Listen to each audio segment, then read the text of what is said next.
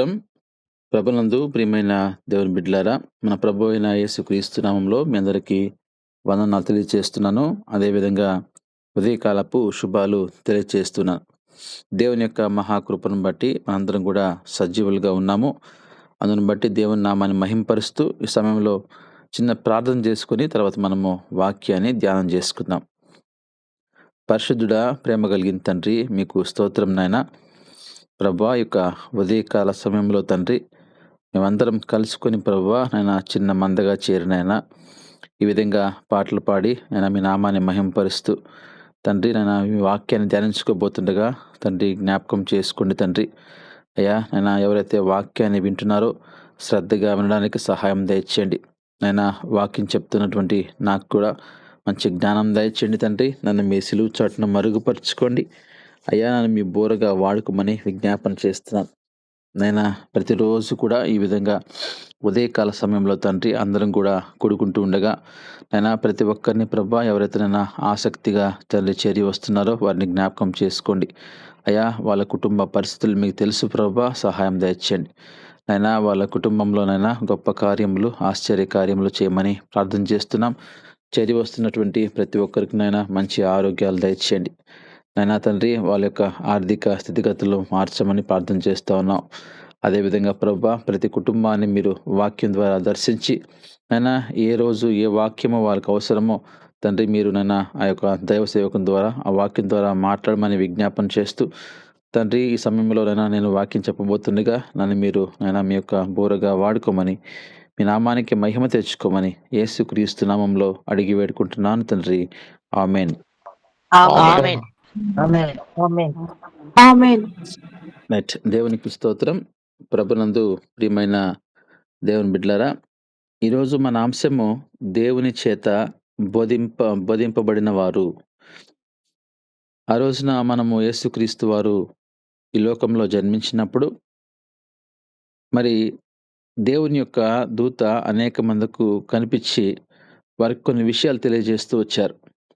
ఈరోజు మనం కూడా ఆ రోజున ఏ విధంగా అయితే దేవుని దూత అందరికీ బోధిస్తూ వచ్చారో ఈరోజు మనం కూడా దేవుని చేత బోధింపబడే వారంగా ఉండాలి అనేది మనం నేర్చుకోబోతున్నాం. మరి దేవుని చేత మనం ఒకవేళ బోధింపబడిన వారమైతే మన జీవితాల్లో ఎటువంటి మేలు చూస్తామో, అంటే మనము దేవుని చేత బోధింపబడాలి అంటే మొట్టమొదటిగా మనం కూడా స్వీకరించే వారంగా ఉండాలి.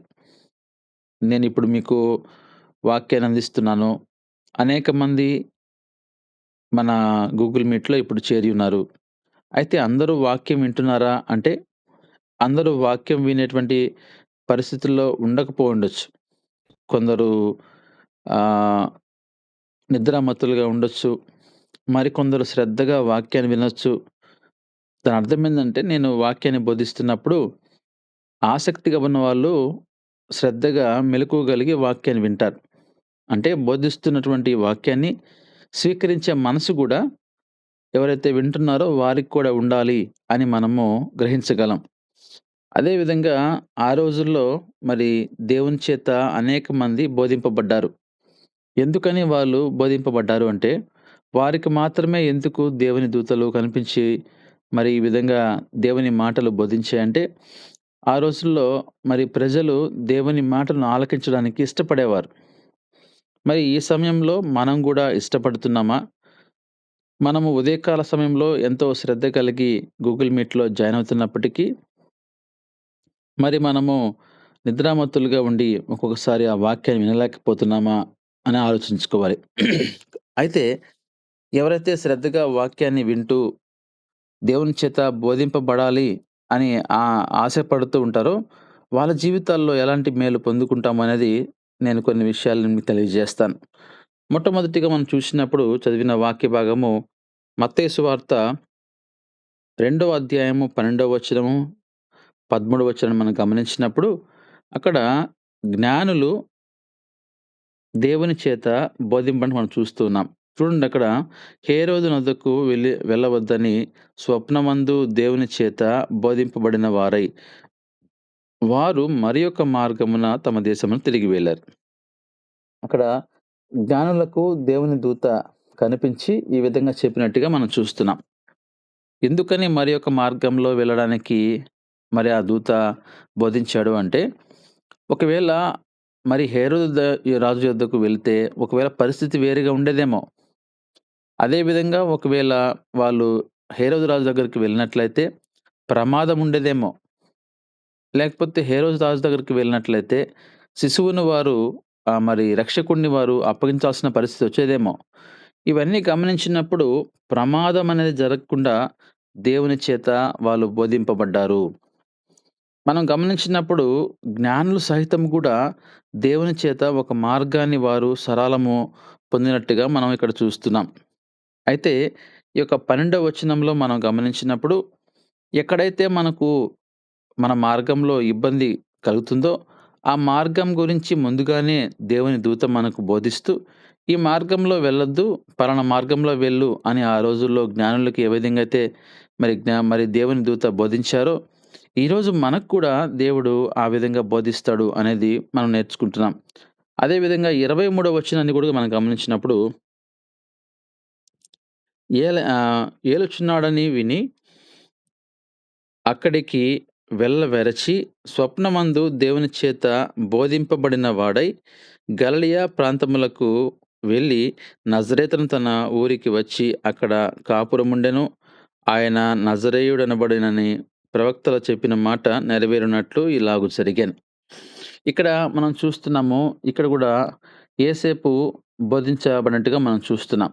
యేసేపు కూడా మరి మరియమ్మను శిశువును తీసుకొని వాళ్ళు వెళ్తున్నటువంటి ప్రాంతము పలానా దగ్గరికి మీరు వెళ్ళొద్దు. అక్కడ మీకు కొంత ఇబ్బంది కలగబోతా ఉంది. కాబట్టి మీరు అక్కడ వెళ్ళకుండా పలానా ప్రాంతంలో మీరు వెళ్ళండి.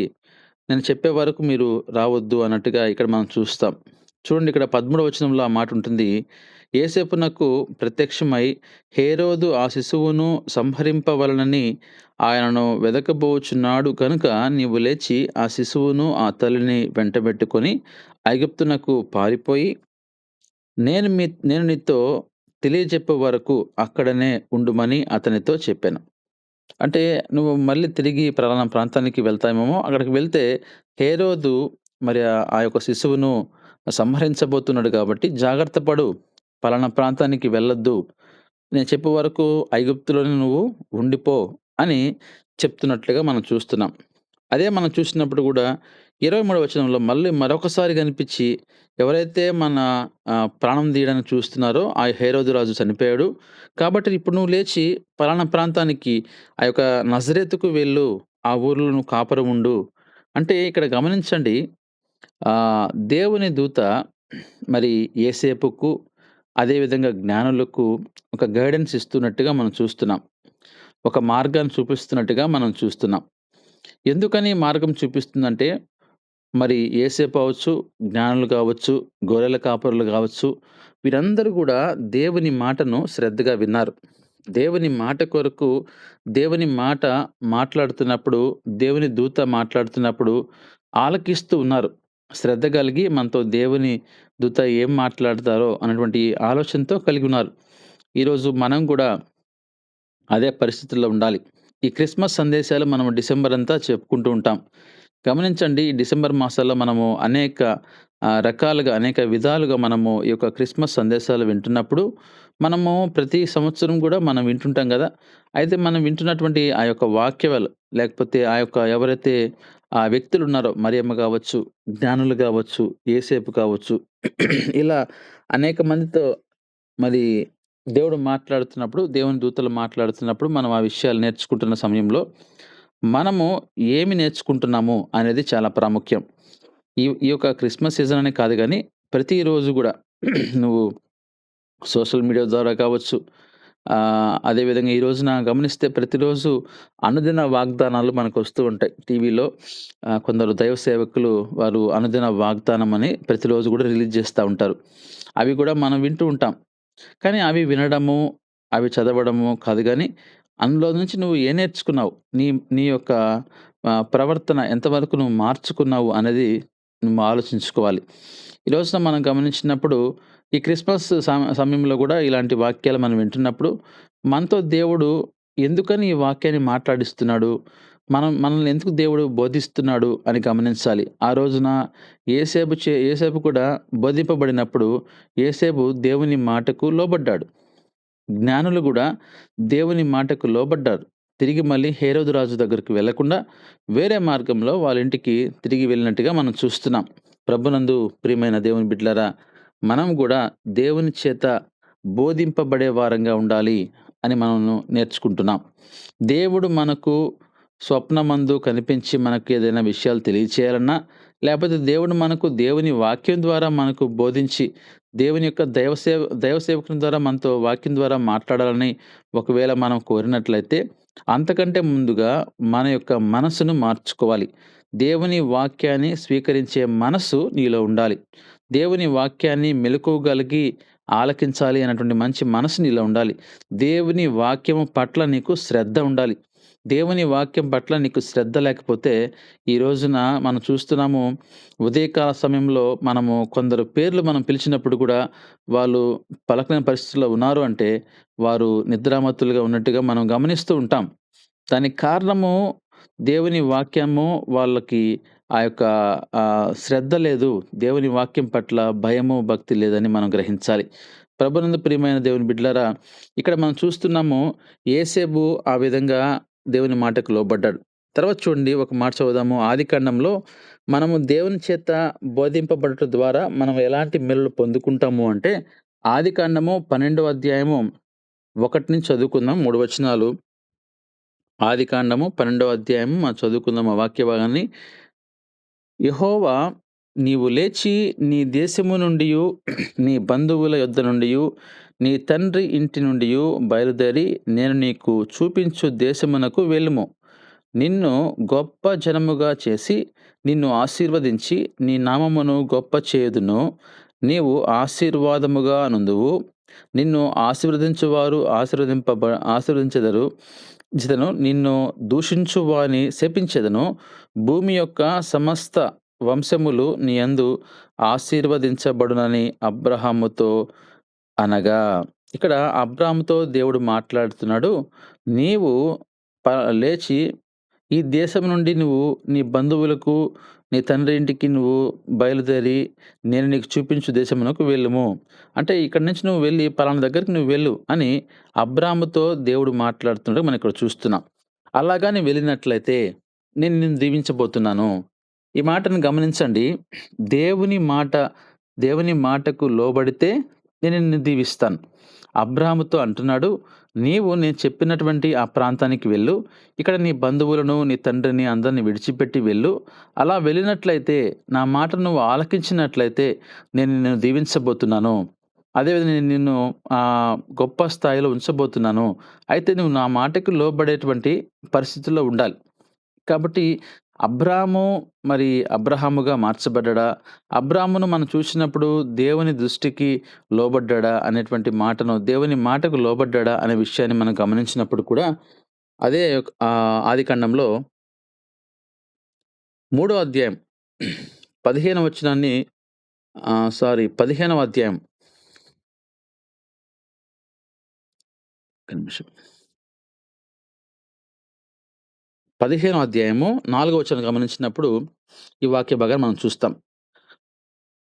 ఆదికాండము 15వ అధ్యాయం 4వ వచనం. యెహోవా వాక్యము అతని యొద్దకు వచ్చి, ఇతడు నీకు వారసుడు కాడు, నీ గర్భవాసమున పుట్టబోచున్నవాడు నీకు వారసుడగునని చెప్పి, మరియు ఆయన వెలుపలికి అతనిని తీసుకొని వచ్చి, నీవు ఆకాశము వైపు తేరిచూచి నక్షత్రములను లెక్కించుటకు నీకు చేతనైతే లెక్కించుమని చెప్పి, నీ సంతానము అలాగునగు అగునని చెప్పెను. చూసారండి, అబ్రాహాముకు అసలు సంతానం లేరు. అబ్రాహాముకు సంతానం లేని సమయంలో అబ్రాహాముతో దేవుడు మాట్లాడుతూ అంటున్న మాట, నీకు సంతానము లేదని నువ్వు మరి నీ పనివారిలో ఒకరిని అనుకుంటున్నావేమో వారసుడిగా. అలా అనుకోవద్దు. నేను నీకు సంతానాన్ని ఇవ్వబోతున్నా. ఎందుకని? నువ్వు నా మాటకు లోబడుతూ వస్తున్నావు. నువ్వు నా మాటను వింటున్నావు. నా మాటను స్వీకరిస్తున్నావు. కాబట్టి నేను నిన్ను దీవించబోతున్నా. ఎలా దీవిస్తానో తెలుసా? నీకు సంతానం లేదని నువ్వు బాధపడుతున్నావేమో. నువ్వేదో పనివారిని చూసి వారిలో నుంచి వారసుడు వస్తే బావుండనుకుంటున్నావేమో, అలా వద్దు. నీ పనివాడు నీకు వారసుడు కాదు గానీ, నీ గర్భవాసంలో పుట్టబోతున్నాడు జూసావా? అతనే నీకు వారసుడు. అయితే ఒకసారి బయటికొస్తావా అని జెప్పి బయటికి పిలిచి, ఆకాశం వైపు చూపించి అంటున్నాడు, "ఈ యొక్క నక్షత్రాలను లెక్కించగలుగుతావా?" మరి నక్షత్రాలను లెక్కించలేవు గదా! కాబట్టి తర్వాత చూడండి ఆహ్, నీ చేతనైతే లెక్కించమని చెప్పి, నీ సంతానము అలాగున అవునని చెప్పెను. కాబట్టి నీ సంతానం గూడా అంత గొప్పగా నేను చేస్తాను. నువ్వు ఆకాశంలో నక్షత్రాలను ఏ విధంగా అయితే లెక్కించలేవో, అంతకంటే కూడా గొప్పగా నీ సంతానాన్ని నేను దీవించబోతున్నాను అనే మాట దేవుడు వాగ్దానం చేశాడు. ప్రభునందు ప్రియమైన దేవుని బిడ్డలారా, దేవుని యొక్క మాటకు లోబడినప్పుడు మనకు దేవుడు దీవెనలు ఆ విధంగా ఇస్తాడు. ఈ రోజున మనము సమాజంలో గమనిస్తే, ప్రాముఖ్యంగా క్రైస్తవ సమాజంలో మనం గమనిస్తే, దేవుని వాక్యాన్ని వినరు. దేవుని వాక్యాన్ని ఒకవేళ విన్నట్లయితే, ఆ వాక్యాన్ని జీవితంలో అన్వయించుకోరు. దేవుని వాక్య ప్రకారంగా నడుచుకోరు. అయితే మనకు ఆశీర్వాదాలు కావాలా? ఇలాంటి ఆలోచన అది ఎంతవరకు సమంజసమండి? ఆలోచించారా? దేవుని మాటకు మనం లోబడకుండా, దేవుని వాక్యాన్ని మనము పెడచెవిన పెడుతూ, మళ్ళీ మనకు ఆశీర్వాదాలు కావాలంటే అది ఎంతవరకు న్యాయము? ఈ రోజున ఈ లోక సంబంధంగా తల్లిదండ్రులు మరి బిడ్డలు మనం చూస్తూ ఉంటాం. తల్లిదండ్రుల మాట బిడ్డలు వినకపోతే నువ్వు బిడ్డల్ని ప్రేమించగలవా? నీ కుమారుడు గావచ్చు, నీ కుమార్తె గావచ్చు. నీ కుమార్తె, నీ కుమారుడు నీ మాట వినకపోతే నీకు తెలియకుండా మానసికంగా కొంత బాధనేది నీలో రాదా? బాధపడతావు. ఏంది నా బిడ్డలు, నా గర్భవాసంలో పుట్టిన బిడ్డలు ఈ విధంగా నా మాటను ఆలకించడం లేదు. మరి నా బిడ్డలు ఎందుకని నా మాటకు లోబడ్డం లేదు అని కొంత మనం వాళ్ళని ద్వేషిస్తాం. లేకపోతే మనం వాళ్ళని గద్దిస్తాం. మరి అటువంటి ఈ లోక సంబంధంగా ఒక 9 నెలలు మనము మోసి, లేపోతే మనం మన యొక్క డబ్బులు ఖర్చు పెట్టి వాళ్ళని పెంచి పెద్ద చేస్తే, వాళ్ళు మన మాట ఇనకపోతే ఎంత బాధపడతామో, మరి మన దేవుడు ఎంత గొప్ప దేవుడు. ఆయన మనకెవరు? మన సృష్టికర్త. మనందరికి గూడా పరలోకమందున్న దేవుడు. ఈ లోక సంబంధంగా ఒకరికి ఒక కుటుంబంలో ఒక పిల్లలకు ఒక తల్లి, ఒక తండ్రి మాత్రమే ఉంటారు. అయితే మనందరకు ఆయన పరలోకమందున్న తండ్రి ఉన్నాడు గదా! అటువంటి గొప్ప దేవుడు, అటువంటి సృష్టికర్త ఈరోజు మనకు ఆయన బోధిస్తున్నప్పుడు, ఆ వాక్యాన్ని వినకుండా మనం పెడచెవిన పెడుతూ, సంవత్సరాలు గతించిపోతున్నప్పటికీ మనలో మార్పు లేకపోతే, మరి దేవుడు మనల్ని ఎలా దీవిస్తాడండి? ఆ రోజున అబ్రహాం గురించి మనం చూసినప్పుడు, అబ్రాముగా మార్చబడి, మరి దేవుడు అంత గొప్ప సంతానాన్ని ఇచ్చినప్పుడు, మరి దేవుడు మరి అబ్రాహాం జీవితంలో మేలు చేయలేదంటారా? గర్భఫలం లేక బాధపడుతున్న సమయంలో దేవుడు దీవించాడంటే, దేవుడు ఏ సమయంలోన ఎక్కడైతే మనకు ఆ యొక్క మార్గము లేదనుకుంటామో, ఆ మార్గంలో గూడా ఆయన మార్గాన్ని చూపించగల గొప్ప దేవుడండి. అటువంటి దేవుడు మనం కలిగి ఉన్నాం. అయితే దేవుని వాక్యాన్ని మనము శ్రద్ధగా వినాలి అని మనం ఈ రోజున తెలియజేస్తున్నాను. మనం గూడా దేవుని చేత బోధింపబడాలి అంటే మొట్టమొదటిగా మనలో మార్పు రావాలి. మనము దేవుని వాక్యము స్వీకరించే స్థితిలో మనం ఉండాలి. అదే విధంగా మరొక మాటను గమనిద్దాము. ఒకసారి ఈ యొక్క వాక్య భాగాన్ని గమనిద్దాము. నిర్గమకాండము 3వ అధ్యాయము 5వ వచనం చదువుదాం. నిర్గమకాండము 3వ అధ్యాయము 5వ వచనాన్ని మనం చదివినప్పుడు ఆహ్, ఇంకొద్దిగా మనం స్టార్టింగ్‌కెళ్దాం. 1 చదువుకుంటూ వద్దాము. మోషే మిద్యాను యాజకుడైన యిత్రో అను తన మందను మేపుచు, ఆ మందను అరణ్యము అవతలకు తోలుకొని దేవుని పర్వతమైన హోరేబునకు వచ్చెను. ఒక పొద నడిమిన అగ్ని జ్వాలలలో యెహోవా దూత అతనికి ప్రత్యక్షమాయెను. ఇక్కడ మనం చూస్తున్నాము మోషేకి దేవుని దూత ప్రత్యక్షమయ్యారు. అతడు చూచినప్పుడు అగ్ని వలన ఆ పొద మండుచుండెను. కానీ పొద కాలిపోలేదు. ఆ యొక్క అగ్ని చేతేమో ఆ పొద అనేది మండుతూ ఉంది. కానీ ఆ పొద మాత్రము కాలిపోలేదు. పొద చుట్టూ మంటొస్తుంది గానీ పొద కాలిపోలేదు. అప్పుడు మోషే ఆ పొద ఎలా కాలిపోలేదో నేను ఆ తట్టు వెళ్లి ఈ గొప్ప వింత చూసేదనుకొని దానిని చూచుటకు అతడు ఆ తట్టు వచ్చుట యెహోవా చూచెను. ఏంది ఈ పొద మండుతూ ఉంది గానీ, పొద కాలిపోవట్లేదు. పొద అలానే ఉంది. కానీ మంట కనబడుతుంది. ఏంది వింత చూద్దామని జెప్పి అట్లా వచ్చాడు. మరి మోషే దేవుడు ఆ పొద నడుమ నుండి మోషే, మోషే అని అతనిని పిలిచెను. చూసారండి? ఎప్పుడైతే ఆ మోషే ఆ పొదను చూద్దామో, ఈ పొద మండుతుంది గానీ, ఈ పొద కాలిపోవటం లేదు. ఆ మంటొస్తుంది గానీ, ఆ పొద లోపల పొద ఎలా ఉందో అలానే ఉంది. ఏంది వింత అని చూద్దామని అట్లా వెళ్ళినప్పుడు, వెంటనే దేవుడు మోషేని గమనించాడు. మోషే అని పిలిచి, అందుకతడు చిత్తము ప్రభువా అనెను. అందుకాయన అందుకాయన దగ్గరకు రావద్దు. నువ్వు నా దగ్గరికి రావద్దు. నీ పాదముల నుండి నీ చెప్పులు విడువుము. నీవు నిలిచి ఉన్న స్థలము పరిశుద్ధ ప్రదేశము అనెను. చూసారా ఈ మాటను? ఏం చెప్తున్నాడు? మోషే నువ్వు వస్తున్నావు మంచిదే. నీ నీ యొక్క ఆసక్తి మంచిదే. నువ్వు తెలుసుకోవాలనుకుంటున్నావు మంచిదే. అయితే దేవుని దూత బోధిస్తుంది మన యొక్క మోషేకు బోధిస్తున్నాడు. ఏమని చెప్తున్నాడు దేవుని దూత? నీవు వస్తున్నావు చూసావా? ఆ ప్రదేశము పరిశుద్ధ ప్రదేశము కాబట్టి నీవు చెప్పులు విడిచిపెట్టు అని దేవుని దూత బోధిస్తున్నట్టుగా మనం చూస్తున్నాం. ప్రభునందు ప్రియమైన దేవుని బిడ్డలారా, మోషే దేవుని మాటకు లోబడిన వ్యక్తి. దేవుని మాటను ఆసక్తిగా వింటున్న వ్యక్తి. అయినప్పటికీ తెలియకుండా ఒక తప్పు చేస్తా ఉన్నాడు. పరిశుద్ధ స్థలము అయినప్పటికి కూడా దేవుని స్వరం అక్కడ వినబడుతున్నప్పటికి కూడా ఆ పరిశుద్ధ స్థలము అని గ్రహించలేక ఆ చెప్పులు వేసుకొని వస్తున్నప్పుడు దేవుని చేత బోధింపబడ్డాడు. ప్రభునందు ప్రియమైన దేవుని బిడ్లారా, వెంటనే ఆ మోషే తన తప్పు తెలుసుకున్నాడు. చెప్పులు విడిచిపెట్టాడు. ఈ రోజున మనం కూడా దేవుని యొక్క మార్గంలో వెళ్తున్నప్పుడు తప్పు అని తెలిసినప్పటికీ మనము తెలియకుండా చేస్తున్న సమయంలో దేవుని మాటకు నువ్వు లోబడే వ్యక్తివైతే దేవుడు నీకు బోధిస్తాడు. ఇదిగో నువ్వు చేస్తున్న తప్పు, జాగ్రత్త. ఇలా చేయొద్దు, ఈ మార్గంలో వెళ్ళు. ఇలా చేయొద్దు, నువ్వు ఆ చెప్పులు విడిచిపెట్టు. ఎందుకంటే ఇది పరిశుద్ధ స్థలము. కాబట్టి మనము లోబడే వారిగా ఉన్నప్పుడు దేవుడు ఇంకా మనతో మాట్లాడతాడు. నువ్వు లోబడకుండా ఉన్నట్లయితే దేవుడు నిన్ను విడిచిపెట్టేస్తాడు. ఈరోజు మనం ఆలోచించాలి. నీవు దేవుని చేత బోధింపబడుతున్నావా? ఈరోజు దేవుని వాక్యం వింటున్న మనందరం గూడా ఎంతో శ్రద్ధగా దేవుని వాక్యాన్ని విన్నప్పుడు మన జీవితాల్లో ఎన్నో మేలులు జరుగుతాయి. ఎన్నో దేవుడు గొప్ప కార్యాలు మన జీవితంలో చేస్తాడు. అయితే ఎక్కడ మనం తప్పిపోతున్నామంటే దేవుని వాక్యాన్ని మనము స్వీకరించలేకపోతున్నాము. ఈరోజు మనం క్రైస్తవులమే. మందిరానికి వెళ్తున్నాం. ఆదివారము మనం అందరం గూడా పరిశుద్ధ ఆలయంకి వెళ్తున్నాం. అయితే పాటలు చక్కగా వింటాము. పాటలు పాడుతున్నప్పుడు ఆ పాటల్ని ఆనందంగా మనము సంతోషంగా మనం గూడా కలిసి వాళ్ళతో కలిసి పాడుతాం. చప్పట్లు కొడతాం.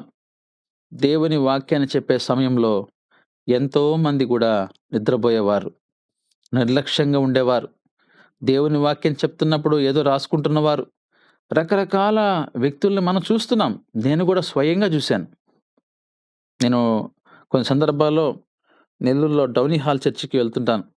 లేదంటే లోన్ స్టార్‌కి ఒక్కొక్కసారి పని మీద వెళ్ళినప్పుడు నేను ఆ సమయంలో అక్కడ చర్చికి వెళ్లి కొద్దిసేపు కూర్చుందామని చెప్పి ఆదివారం వెళ్ళినప్పుడు ఎంతోమందిని మన చుట్టుపక్కల వారిని గమనిస్తూ ఉంటాం. వాళ్ళ చేతుల్లో బైబిల్స్ ఉండవు. ఏదో దారిలో వెళ్తూ వచ్చి కూర్చుంటారు.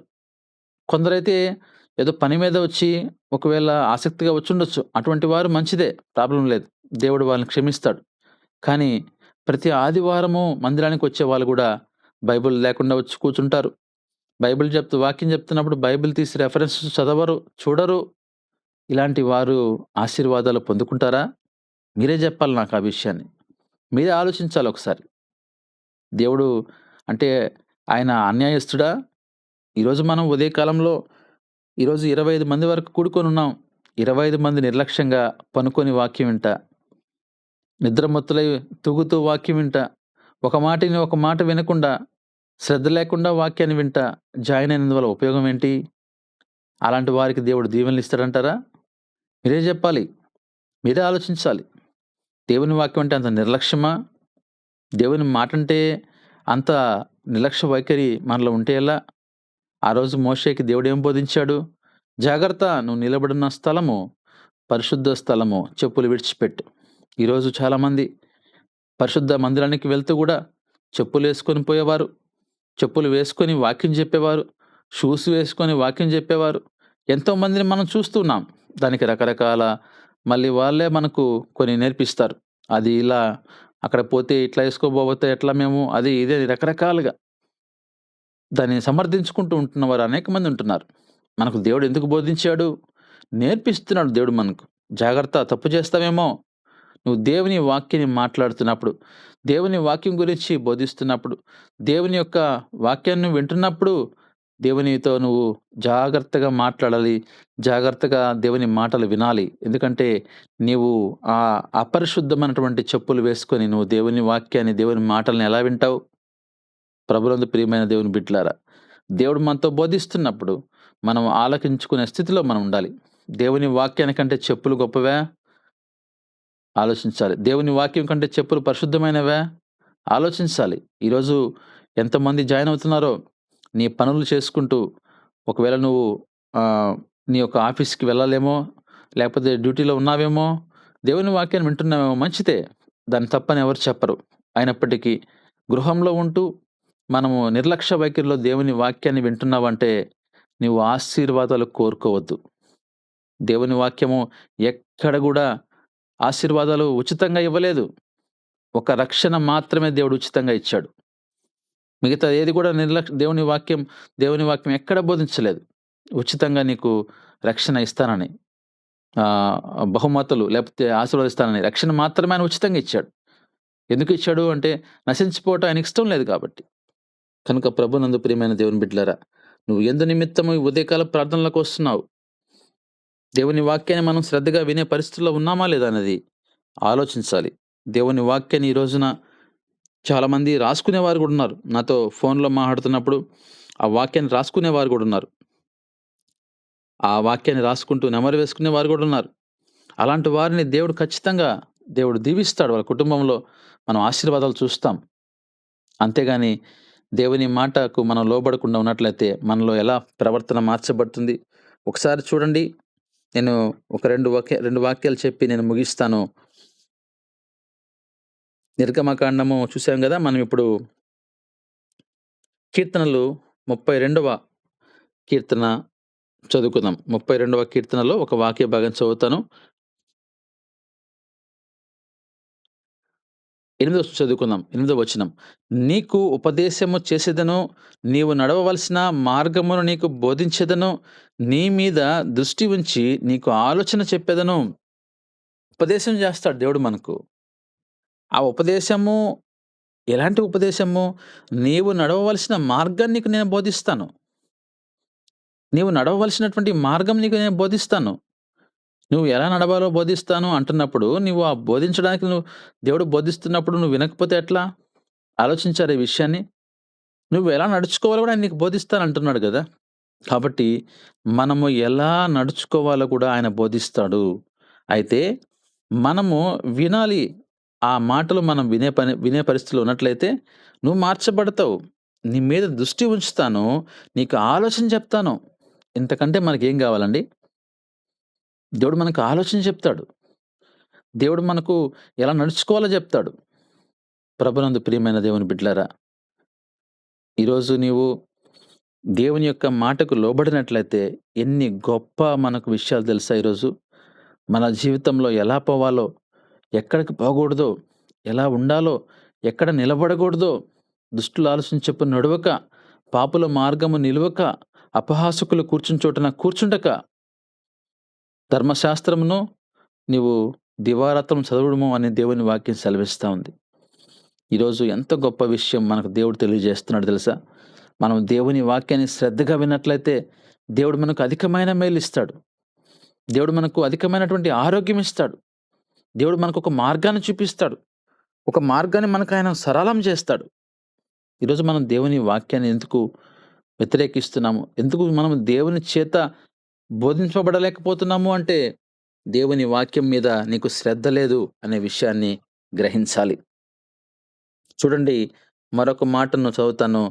కీర్తనలు 86వ కీర్తన 11వ వచనాన్ని మనం గమనించినప్పుడు ఈ వాక్య భాగంలో, యెహోవా, నేను నీ సత్యము అనుసరించి నడుచుకున్నట్లు నీ మార్గమును నాకు బోధింపుము. ఎంత చూసారండి ఎంత ఆశిస్తున్నాడో కీర్తనాకారుడు. నాకు బోధించయ్యా! ఎందుకని చెప్తున్నాడు? నీ సత్యము నేను అనుసరిస్తాను. నీ వాక్యాన్ని నేను అనుసరిస్తాను. నీ వాక్య ప్రకారం నేను నడుచుకోవాలంటే నువ్వు నాకు బోధించు అని ఆశపడుతున్నావు చూసారా? ఆశ మనలో ఉందా? ఆశపడాలి మనము. నీ నామమునకు భయపడనట్లు నా హృదయమునకు ఏకదృష్టి కలుగచేయము. భయపడాలయ్యా నీ వాక్యానికి. నీ నామానికి భయపడాలి. ఈరోజు వాక్యం వింటే గదా నీలో భయమొస్తది. ఈరోజు నువ్వు వాక్యం వినకపోతే నీలో ఎలా భయమొస్తదండి? వాక్యం వినాలి. నువ్వు ఎక్కడున్నప్పటికీ, ఏ స్థితిలో ఉన్నప్పటికీ నువ్వు వాక్యాన్ని వినకపోతే ప్రభునందు ప్రియమైన దేవుని బిడ్డలారా, ఒకరోజు నువ్వు నీ కుటుంబ పరిస్థితి నువ్వు గమనించినప్పుడు దానికి కారణము నువ్వే అని తెలుసుకుంటావు. గుర్తుపెట్టుకోండి. దేవుని వాక్యాన్ని నిర్లక్ష్యం చేస్తున్న ప్రతి ఒక్కరు, దేవుని వాక్యాన్ని వినకుండా ఉన్న ప్రతి ఒక్కరు, దేవుని వాక్యాన్ని వింటున్నప్పటికీ ఆ వాక్యాన్ని వ్యతిరేకిస్తున్న ప్రతి ఒక్కరు, ఈవెన్ బోధకులు కూడా శ్రద్ధ లేకుండా వాక్యం చెప్తున్న బోధకులు, వాక్యం చెప్తున్నటువంటి బోధకులు బైబుల్ లేకుండా ఈ రోజున మనం చూస్తున్నాం. నేను దైవ సేవకుల్ని గమనించాను. మనము ప్రార్థనకి వెళ్తున్నాం. మనము వాక్యాన్ని బోధించడానికి వెళ్తున్నాం. నీ దగ్గర సేవకుడా, నీ దగ్గర బైబుల్ లేకపోతే నువ్వు ఏం సేవకుడివి? నువ్వు ఏమి బోధకుడివి? నువ్వు బైబిల్ లేకుండా వాక్యం చెప్తావు? అఫ్‌కోర్స్ నువ్వు బైబిల్ లేకుండా రెఫరెన్సెస్ నీకు తెలిసేమో. అయినప్పటికీ నీ చేతుల్లో బైబిల్ పెట్టుకోవాల్సినటువంటి పరిస్థితి నీకుంది. ఈ రోజుల్లో ఉన్నటువంటి పరిస్థితుల్లో బైబిల్ మనం అలో చేస్తున్నారు. రాబోయే రోజుల్లో బైబిల్ ఒకవేళ పట్టుకుంటే శ్రమొస్తుందేమో. ఆ టైంలో నువ్వు కావాలంటే బోధించు. ఈరోజు నేను చూసిన దైవ సేవకులు గూడా స్టేజ్ మీద కూర్చొని బైబిల్ ఓపెన్ చేయడానికి కూడా వాళ్ళు ఇష్టపడరంటే ఎంత నిర్లక్ష్యంలో ఉన్నారండి వీళ్ళు. దేవుడి కంటే గొప్పవాడివా? దేవుడి కంటే నువ్వు జ్ఞానవంతుడివా? దేవుడు నిన్ను అభిషేకించాడు. దేవుడు నిన్ను ఏర్పాటు చేసుకున్నాడు. మనం జాగ్రత్తగా ఉండాలి. నాకైతే బైబిల్ లేకుండా నేను ప్రార్థన కూడా చేయను. భయం నాకు. నాలో ఏం శక్తి ఉందండి? బైబిల్‌లో శక్తి ఉంది. బైబిల్ దేవుని వాక్యం మనతో ఉన్నప్పుడు, మనలో దేవుని వాక్యం ఉన్నప్పుడు, మనతో ఆ పరిశుద్ధ గ్రంథం ఉన్నప్పుడే మనలో శక్తి. ఆయన నామానికే శక్తి. మనలో ఏముంది శక్తి? ప్రభునందు ప్రియమైన దేవుని బిడ్డలారా, వింటున్నటువంటి విశ్వాసులు గూడా శ్రద్ధ కలిగి వాక్యాన్ని వినడము. నేనిప్పుడు చెప్పే పరిస్థితి మీరు చూస్తే నేను మోకాళ్ళ మీద మీకు వాక్యం చెప్తున్నాను. కారణం ఏందంటే నాకు భయం దేవుని వాక్యాన్ని బోధించడం. దేవునికి లోబడతాను. దేవుని వాక్యానికి మనం ఆ విలువ ఇవ్వకపోతే మన కుటుంబాల్లో ఆశీర్వాదాలు కోరుకోవడం గూడా వద్దు అని నేను మీకు తెలియజేస్తున్నాను. ప్రభునందు ప్రియమైన దేవుని బిడ్డలారా, నిన్న ఉదయకాల సమయంలో నిన్న ఉదయం 5 గంటలప్పుడు నేను రాజుపాలెం చర్చిలో వాక్యం చెప్తున్నాను. అక్కడ వాక్యం చెప్తున్నప్పుడు నా ముందు ఒక మాట రాసుంది. బోధన చేస్తున్నాను నీవు జాగ్రత్త అనే మాట వాక్యం పెద్ద లెటర్స్‌తో రాశారు ఎదురుగా. అదే సమయంలో క్లాక్ బెట్టున్నారు. టైం మెయింటైన్ చేయడము. అదే విధంగా నేను గూడా బోధిస్తున్నాను గదా! నువ్వు గూడా జాగ్రత్తగా బోధించు. నువ్వు బోధిస్తున్నటువంటి నీవు దేవుని వాక్యానికి లోబడుతున్నావా అనే విధంగా ఒక వాక్యాన్ని ఆ ముందు రాసి పెట్టున్నారు వాళ్ళు. ఇలాంటి వాక్యాలు మనం చూసినప్పుడు మనము దేవుని వాక్యానికి శ్రద్ధ కలిగి మనం బ్రతకాలి. ఈ రోజున ఎంతోమంది నిర్లక్ష్యం కలిగి, అలసిపోయి ఒకవేళ నిద్రపోతే అది వేరే విషయం కానీ, మెలకువ కలిగి ప్రతిరోజు గూడా దేవుని వాక్యానికి వస్తూ, వాక్యాన్ని వినకుండా ఉన్నటువంటి వారు, ఈరోజు నీవు బోధింపబడకపోతే నీకు శ్రమ. దేవుని వాక్యానికి లోబడకపోతే నీకు శ్రమ. నువ్వు ఏ విధంగా అయితే జ్ఞానులు సహితము బోధింపబడ్డారు. గొప్ప జ్ఞానులే, ఆ దేశానికి జ్ఞానులే. అయినప్పటికీ వాళ్ళు బోధింపబడ్డారు. దేవుని వాక్యాన్ని దయచేసి దేవుని వాక్యానికి విలువివ్వండి.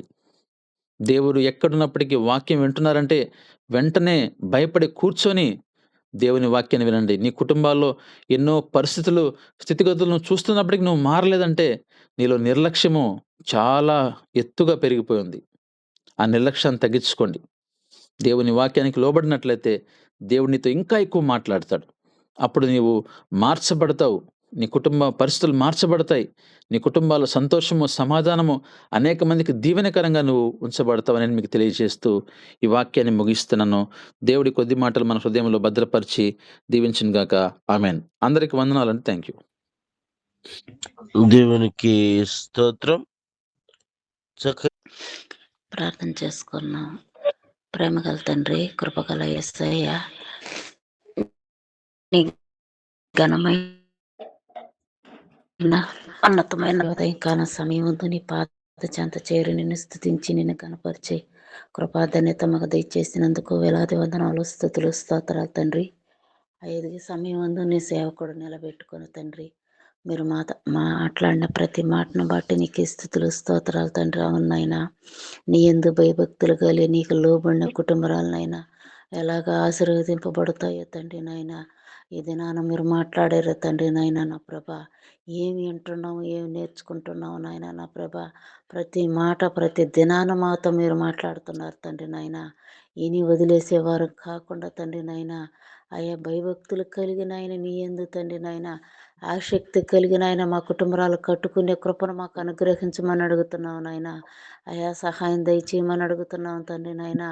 ఇదిగో తండ్రి నీ యందు నాయన విశ్వాసం కలిగినప్పుడు తండ్రి నీ మీద ఆధారపడినప్పుడు తండ్రి నాయన ఆయా ప్రతి బంధకాల నుంచి విడిపించే కృపను దయచేసే దేవుడు తండ్రి నాయన. ఆయా మంచి జ్ఞానం కలిగినైనా లోకంలో పడిపోకుండా నాయన నా ప్రభా ఆయా నీ యందు విశ్వాసం కలిగి జీవించే ధన్యత మా కుటుంబరాలకు దయచేయమని అడుగుతున్నావు నాయన. నీ కృపలో మమ్మల్ని అందరిని జ్ఞాపకం చేసుకోండి తండ్రి నాయన. ఇంతవరకు నాయన చెప్పిన వాక్యం నాయన మా హృదయంలో ఫలింపు దయచేయమని అడుగుతున్నావు నాయన. నీ సేవకుని కూడా జ్ఞాపకం చేసుకోండి. ఆయన చేస్తున్న పరిచర్యను కానీ చేస్తున్న ఉద్యోగాన్ని కానీ రాకపోకలందు కూడా నీ సన్నిధి కాంతులు తోడుగా ఉంచమని అడుగుతున్నావు నాయన. ఇంతవరకు నాయన ఎందుకు నాయన టీంలో చేరినైనా మమ్మల్ని అందరిని కూడా జ్ఞాపకం చేసుకోమని యేసయ్య నామములో ప్రార్థించి స్తుతించి అడిగి వేడుకుంటున్నాం తండ్రి. ఆమేన్. ఆమేన్. ఆమేన్. ఆమేన్. ఆమేన్.